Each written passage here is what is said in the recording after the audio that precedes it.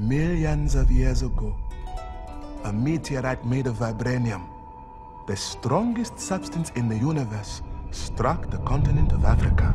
Our dream of creating the next breakthrough in transportation takes a big step forward today.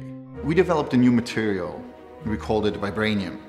Vibranium is the safest material on Earth. Vibranium is the most valuable and coveted commodity in the Marvel Cinematic Universe. It's intelligent. It actually senses integrity. It monitors impact. Vibranium is a natural resource that Wakanda thrives off of. They use it in the weapons, use it in technology.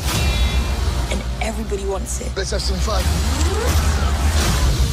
We're manufacturing the capsule with a double layer. So if one skin is damaged, you still have the other one and can take the capsule out of circulation. A technological marvel, all because it was built on a mound of the most valuable metal known to man. Vibranium. Vibranium, yeah. Strongest metal on Earth. It's not just a metal. They sew it into their clothes. It powers their city, their tech. To revolutionize travel.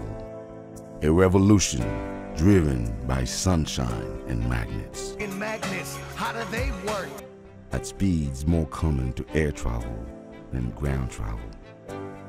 It's called the Hyperloop. And it's no longer a dream. And when something didn't exist, we invented it. Introducing Vibranium. Upon this rock, I will build my church. Vibranium. The skin of the capsule is made using a material the company calls Vibranium. What's it made of? Vibranium is stronger than steel and a third the weight. It's completely vibration absorbent. How come it's not standard issue? That's the rarest metal on Earth. What you're holding there, that's all we've got. Okay, for those who weren't already convinced that the Hyperloop was complete snake oil sci-fi bullshit. Yes, they are legitimately claiming to make their Hyperloop capsule with Vibranium. And when something didn't exist, we invented it. Introducing Vibranium, a composite material that monitors speed, capsule integrity, and atmospheric condition in real time. You know what an impact on the capsule would look like, right? That everyone would be screwed. I mean, you're traveling at about the speed of sound. And rocket around our planet inches above the ground at 700 miles an hour. You hit anything, that's roughly the equivalent of you standing still and getting hit by something traveling at the speed of sound. Like, say, for instance, a bullet.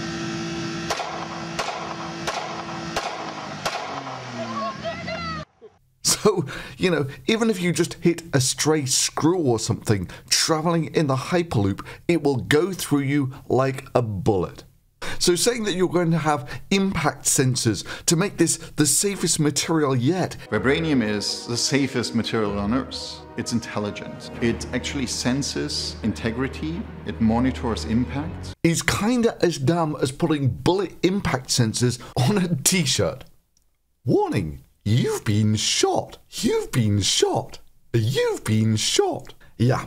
Revealed to an absolute media fanfare this week, the new Hyperloop capsule. I mean, let's just take a quick look at some of these headlines. CNN, new full-scale Hyperloop passenger capsule revealed.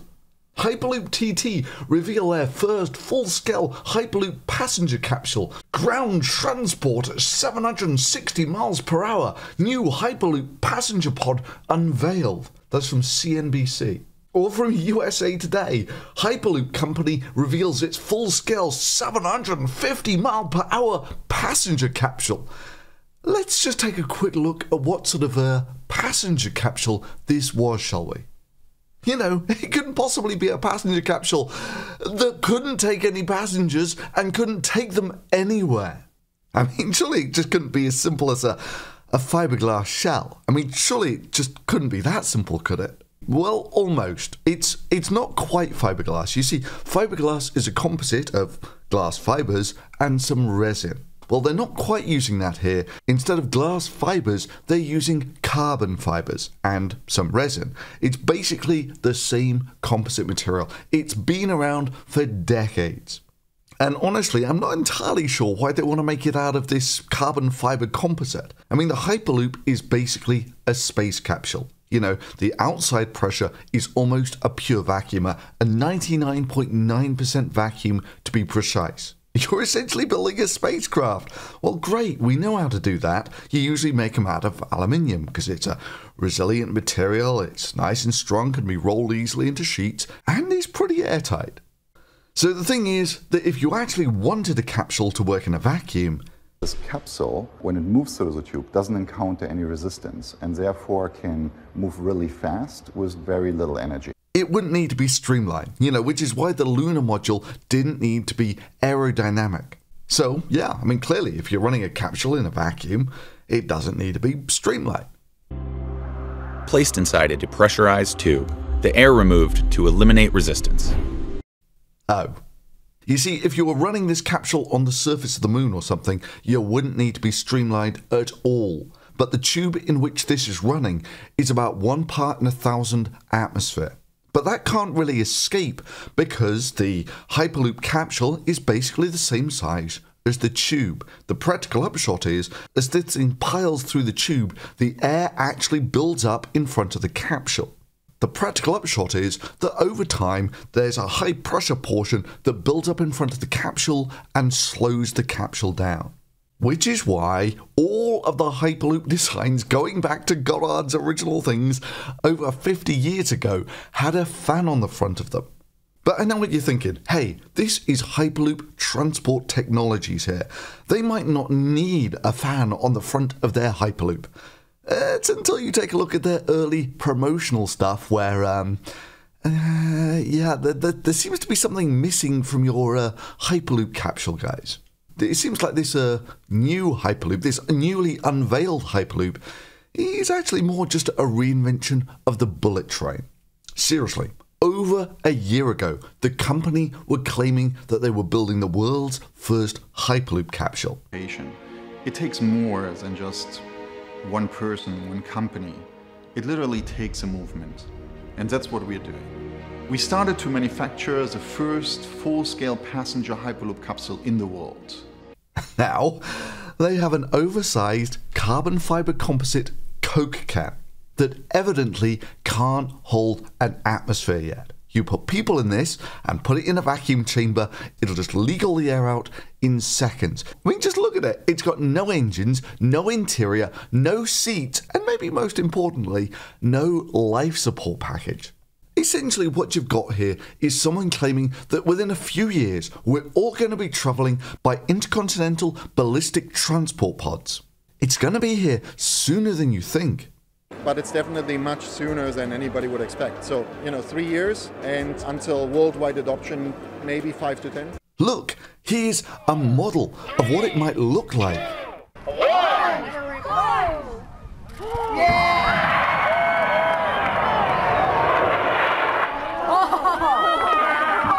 Or someone claiming that within a few years we're all going to be living under the sea using 3D printed artificial gills. Yeah, more on that later. Or someone claiming that they've invented the teleporter. Oh, I hate that part. Bill, what? Strange things are afoot at the Circle K. Look, it's closer than you think. Here, I've built a prototype. Now, sure, critical minds might say, but don't you need an engine of some sort in your teleporter? Evidently not. Just an empty carbon fiber shell is good enough for some people. So the interior of the capsule isn't finished yet. They didn't let any cameras inside. Currently, it's a black tunnel. It's waiting to be designed in the next step. We started to manufacture the first full-scale passenger Hyperloop capsule in the world. Production will roughly take 1 year. In the case of Hyperloop, this could be thought of as an airplane without wings. It's basically a fuselage of an airplane, which is, of course, a brand new invention. Apart from they've not got any engines on it, no wings, no seats, no nothing. In fact, this is another interesting aspect. Because of the vulnerability and the high value of planes, there are security checks, which practically means you've got to roll up at the airport about an hour ahead of time. Because of their immense vulnerability to things like explosions and the such like. But because of the immense vulnerability of the Hyperloop, you know, these capsules are basically travelling at about the speed of sound. They're about 30 tons and travelling at the speed of a bullet. Anything goes wrong whatsoever, it'll just rip a massive hole in the Hyperloop, with the rapid depressurization likely killing everyone else in the Hyperloop at the same time. So security checks on the Hyperloop are likely to be at least as stringent as those you get in airports. Now, the best case scenario they've got planned here is they're going to build this 100-mile stretch of Hyperloop, which they reckon is going to take 10 minutes to get from one end to the other.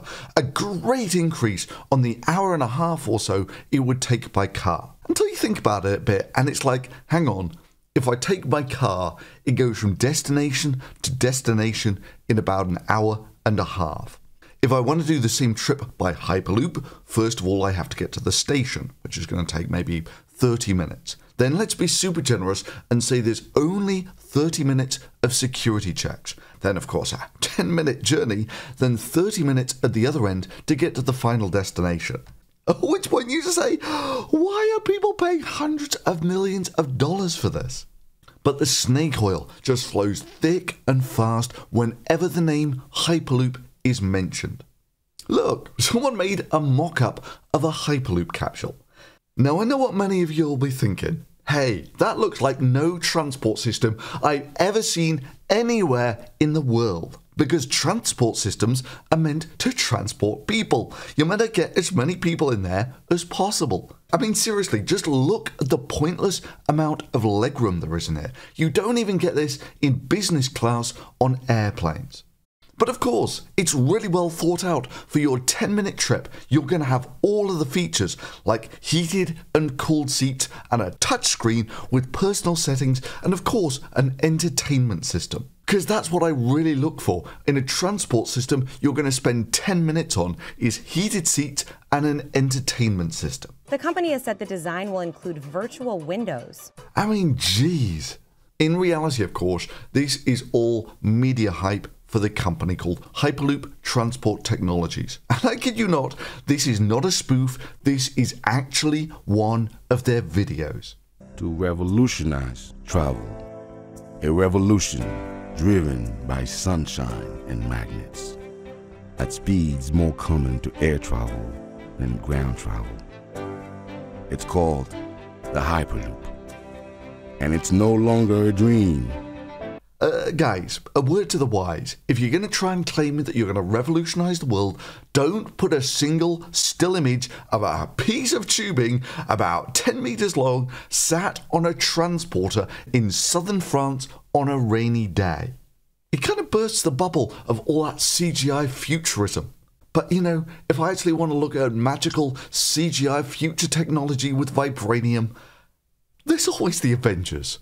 But when I say poorly thought out, I mean really, someone put all the detail into this computer-generated graphics. But they didn't realise that in order for solar panels to be most efficient, they need to be angled towards the sun.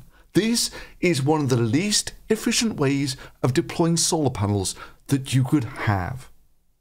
And these are the people claiming that they've got thousands of geniuses on board who will make all of this possible. The kind of talents that we have at our disposal here is amazing. I have been in transportation and infrastructure for over 30 years. Spent 17 years as a scientist and an executive at NASA. I'm the chairman of the industry-based led Aerospace and Aviation Council. I attended Yale University and started a career in aerospace at McDonnell Douglas. To make life even more comical, you know how far this oversized Coke can will be able to travel once they actually get some engines on it? About 300 meters. That's literally only about 10 times the actual length of the capsule. That is what you are looking at here. Those three pieces of tubing are about 1/3 of their Hyperloop. I wonder how they sell it. Forged, then dragged and laid to rest somewhere far away. Oh, but this tube, it is the tube that will pave the way for the future of transportation. Not a scale model, like some dreamers have built, but steel, 14 feet wide, that will shuttle people like us around inside of it. Soon, as we think to ourselves, I'm in the world's first Hyperloop. Okay, So we got a capsule that at best has no interior, cannot carry passengers, isn't airtight, it can't hold an atmosphere. So the interior of the capsule isn't finished yet. They didn't let any cameras inside. Currently it's a black tunnel. It's waiting to be designed in the next step. It's got no engines, no air propulsion, no bearings, no nothing. It's just an oversized Coke can stuck on some support girders. And even if it could move itself, it could only travel about 10 times the length of the capsule. That is, not one single person has ever travelled by Hyperloop. You know what would be utterly ludicrous at the moment? Like, totally preposterous, would be to claim that this transport system that doesn't even exist yet is going to be safer, 10 times safer than air travel. A lot of people worry about safety issues. Is this a safer way to get around? The system itself is 10 times safer than an airplane, for example.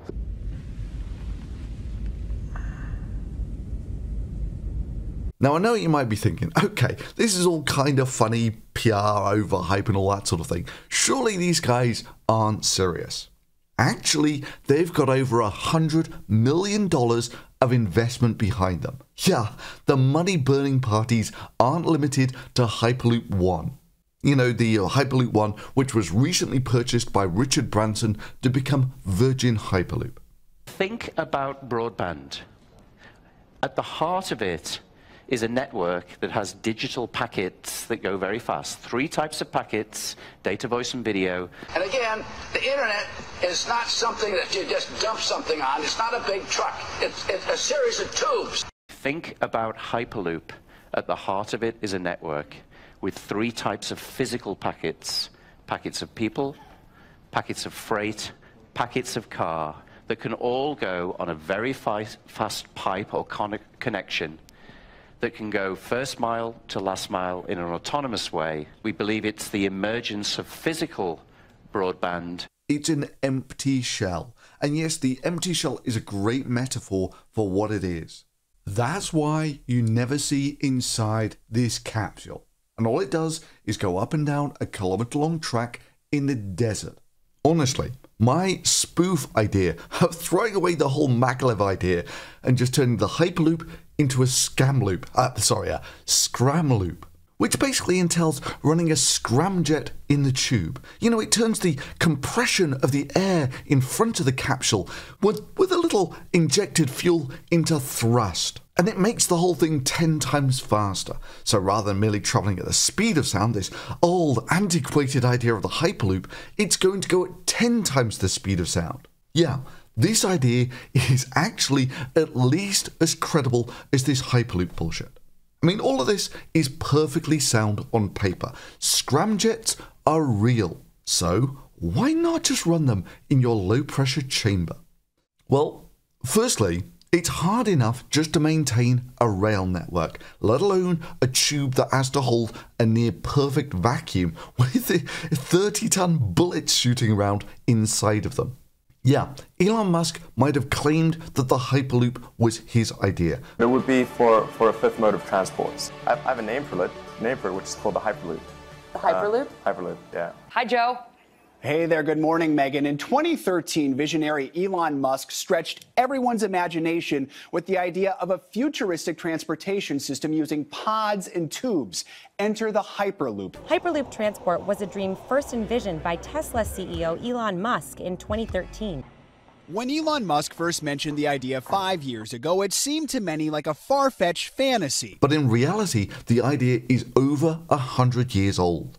Hell, some of the first patents on this are the best part of 100 years old. Elon Musk, in this case, could as well have claimed that he's invented this brilliant new form of transport called the circleotron. Actually, nah, wheels kind of a bad example, because wheels kind of work. It's more like he's claiming that he's invented the personal rocket pack. An idea that is decades old, and the reason that we've never had them is because even if you can make them, they're so impractical to be effectively useless. If all goes well, the world's first floating high-speed passenger service might just be completed before the end of this century. It sounds fantastical, but it's closer than you think, and these students are at the forefront of that movement. I think, what this is really all about is advancing the state of transportation, trying new things that have never been done before.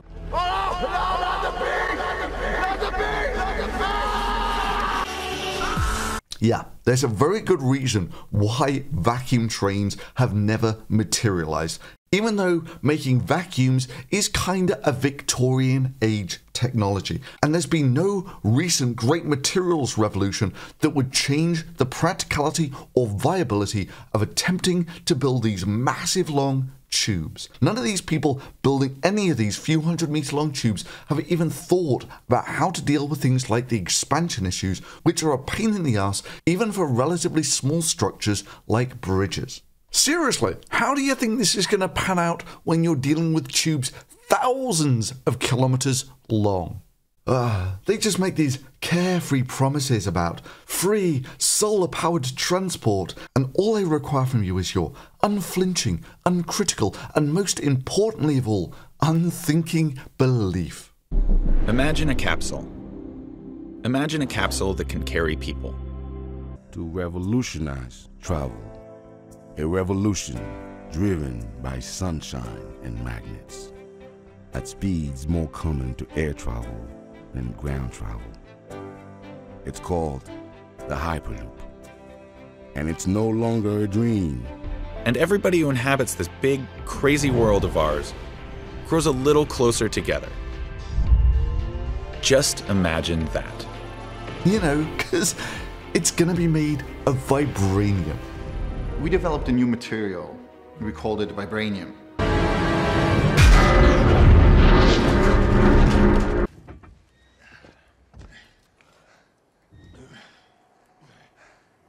Are we done here?